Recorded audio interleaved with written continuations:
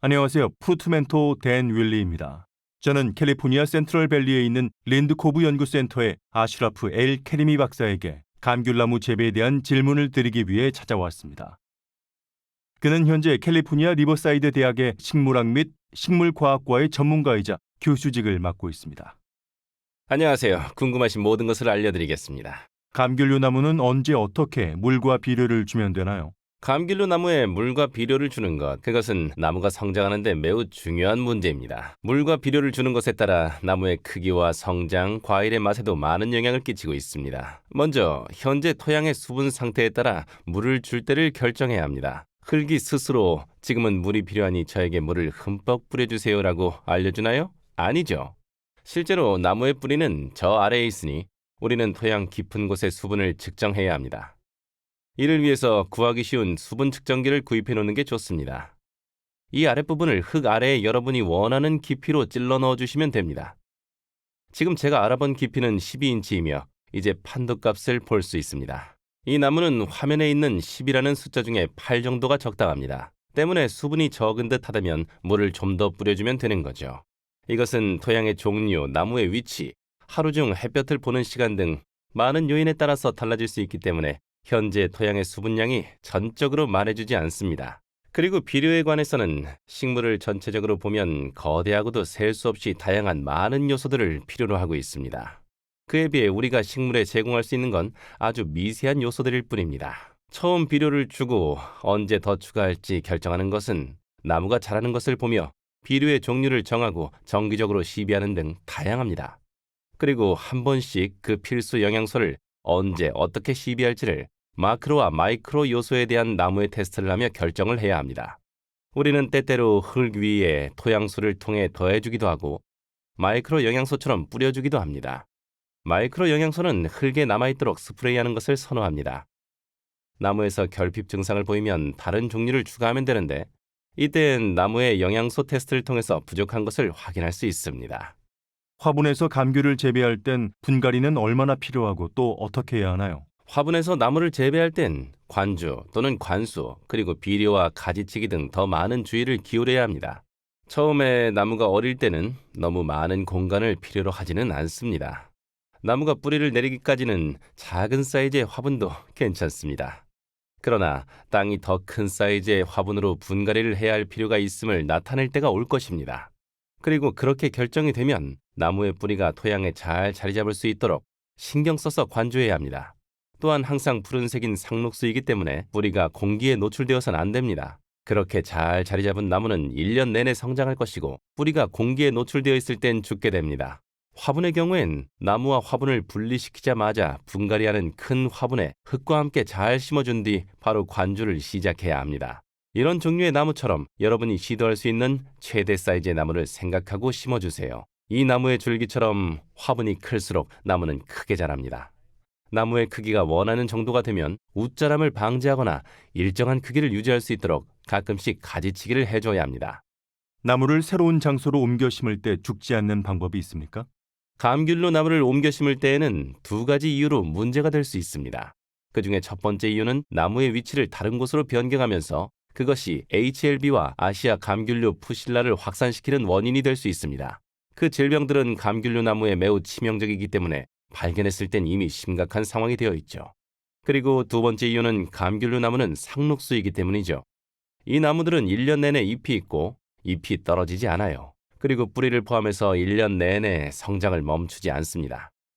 예를 들어 현재 나무의 위치가 마음에 들지 않고 꼭 다른 장소로 옮겨 심어야 하는 경우에는 나무가 몸살이나 스트레스 받지 않게 조심해서 옮겨줘야 합니다.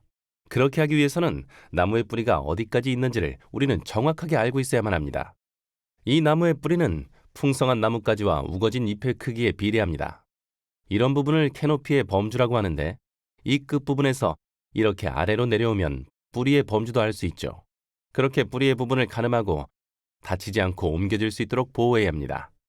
그리고 이 경우 땅을 파기 직전에 나무에 충분히 관주하여 뿌리 주변에 수분이 있는 토양이 공급될 수 있게 도와줘야 합니다. 그리고 나서 한 발 깊이 또는 뿌리가 보이지 않을 때까지 땅을 파주세요.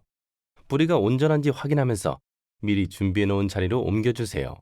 물론 나무가 잘 자랄 수 있는 환경이어야 합니다. 그리고 흙을 좀 뿌린 다음 즉시 관주를 해주세요.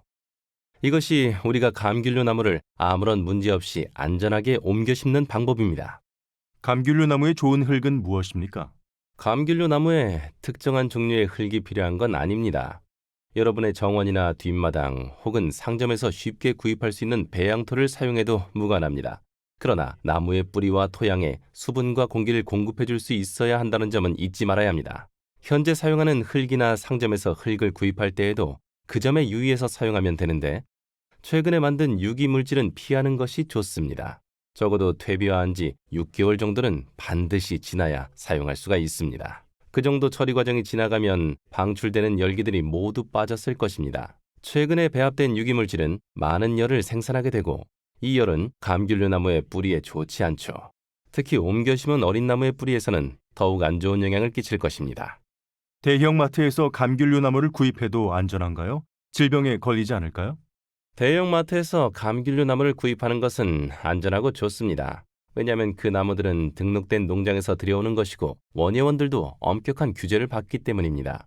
이곳의 나무들은 모두 질병 없이 관리되어집니다. 구입하기에 위험한 감귤류 나무는 무엇인가요? 출처가 불분명한 곳에서는 감귤류 나무를 구입하지 말아야 합니다. 예를 들어 개인이 식물을 키워서 팔거나 혼자서 나무를 접목하여 상품으로 만드는 사람들, 그리고 때로는 지나가는 사람들이 쉽게 사갈 수 있도록 교차로에서 나무들을 판매하는 사람들도 있죠. 그런 출처를 알 수 없는 곳에서는 질병의 유무를 확인할 수 없으니 나무를 구입하시면 안 됩니다. 인증된 곳에서 여러분이 원하는 나무를 구입하시길 바랍니다. 나무의 질병은 어떻게 검사하고 치료는 어떻게 이루어지나요? 여러분의 감귤류 나무는 질병 검사를 받을 수 있습니다. 질병 검사가 필요할 땐 캘리포니아 대학에서 운영하는 감귤류 나무 관리 조합에 문의를 해주시면 됩니다. 가장 가까운 곳으로요. 우리는 주 저녁에 사무실을 가지고 있고 각 카운티마다 운영하고 있습니다. 여러분에게 전반적인 과정을 설명해 줄 것입니다. 그리고 HLB의 증상이라고 의심된다면 CDFA 웹사이트에서 한라인으로 전화하실 수 있습니다. 제가 키우는 레몬나무는 예전엔 과실이 많이 열렸지만 몇 년 전부터는 그렇지 않는데 왜 그럴까요? 레몬나무나 다른 감귤류 나무에서 과실의 생산을 중단했다는 것은 나무에 문제가 있음을 나타내는 지표입니다. 비료와 관련이 있을 수도 있고 일부 어떠한 질병에 걸렸을 수도 있습니다. 따라서 질병이나 비료 문제와 같은 증상이 의심되는 경우 캘리포니아 대학에서 운영하는 감귤류 나무 관리조합에 문의해 주시는 것이 좋습니다. 우리는 주 저녁에서 사무실을 관리하고 각 카운티마다 운영하고 있습니다. 그리고 각 사무실엔 각각의 전문가들이 있습니다. 여러분의 나무에 검사가 필요하거나 무언가 문제가 생겼을 경우 안내해주고 해결법을 제시할 것이며 사명감으로 나무의 건강을 지켜낼 것입니다. 한 그루의 감귤류 나무만 심었을 때 열매를 얻기 위한 인공 수분 작업이 필요한가요? 간단하게 대답하자면 그렇지 않습니다. 그 이유는 감귤류 나무의 꽃에는 암수 유기체를 동시에 포함하고 있기 때문입니다. 그러므로 감귤류 나무가 한 그루만 있다고 하여도 인공수분 작용을 해줄 필요가 없게 되죠. 꽃이 피게 되면 그때부터는 꿀벌들이 나머지 모든 일을 처리해 줄 것입니다. 같은 나무에 있는 꽃에서 얻은 잎자를 다른 나무의 꽃으로 옮기고 그곳에서 또 다른 나무의 꽃으로 옮겨 다니면서 열매를 맺게 해줄 것입니다. 따라서 감귤류 나무에는 인공수분이나 매개체는 필요하지 않습니다. 열매를 맺지 않는 감귤류 나무에 접목을 시도해도 되나요? 감귤류 나무가 열매를 생산하지 않는 원인에는 여러 이유가 있습니다.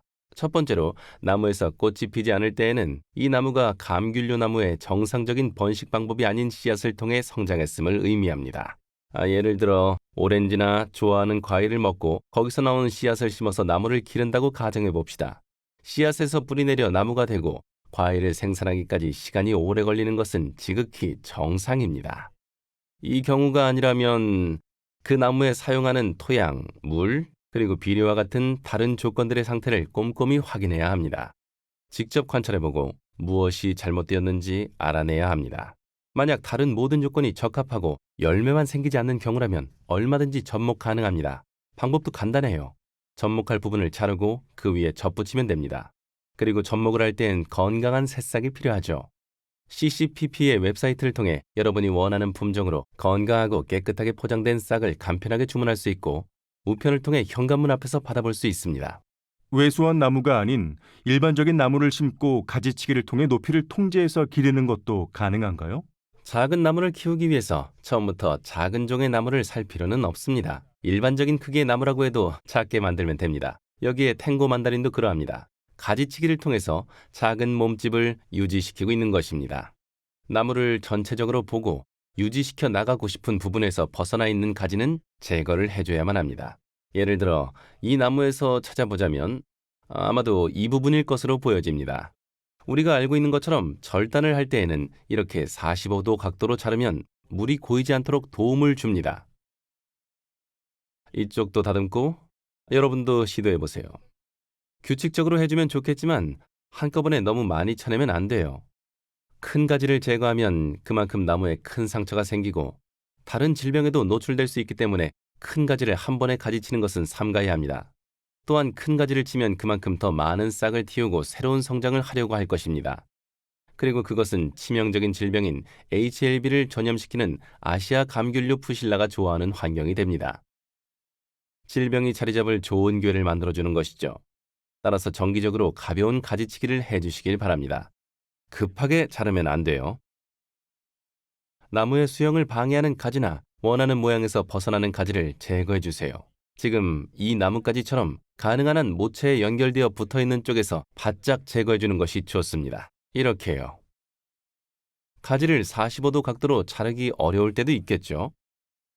여기 이 가지처럼 위쪽으로 뻗어있는 가지도 전체적인 균형을 맞춰서 짧게 유지할 수 있도록 잘라주겠습니다.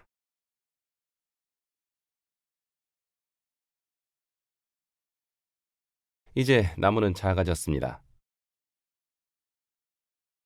보신 것처럼 작은 나무를 다시 구입할 필요가 없습니다.